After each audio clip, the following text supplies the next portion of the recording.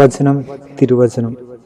ഇന്ന് വിശുദ്ധ ലൂക്കായുടെ സുവിശേഷം അധ്യായം 6 വാക്യങ്ങൾ 27 മുതലുള്ള തിരുവചന ഭാഗമാണ് വചന വിചിന്തനത്തിനായിട്ട് നമുക്ക് ലഭിച്ചിരിക്കുന്നത്.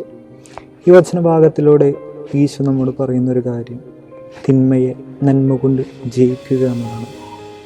ഈശോ പറയുക മാത്രമല്ല, ഈശോയുടെ ജീവിതത്തിൽ ജനനം മുതൽ മരണം വരെയും അതിനുശേഷവും ഈശോ കാണിച്ചു തന്നതും അതുതന്നെയാണ്.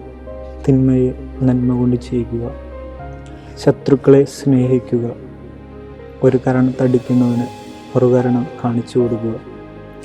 അവൻ്റെ വരവിൽ പോലും മാലാഖമാർ ഉദ്ഘോഷിച്ചത് ഭൂമിയിൽ സന്മനസ്സുള്ളവർക്ക് സമാധാനം. ഈ ക്രിസ്മസ് കാലം നമുക്ക് നല്ല മനസ്സുള്ളവരായിരിക്കാം, നന്മ ചെയ്യാം.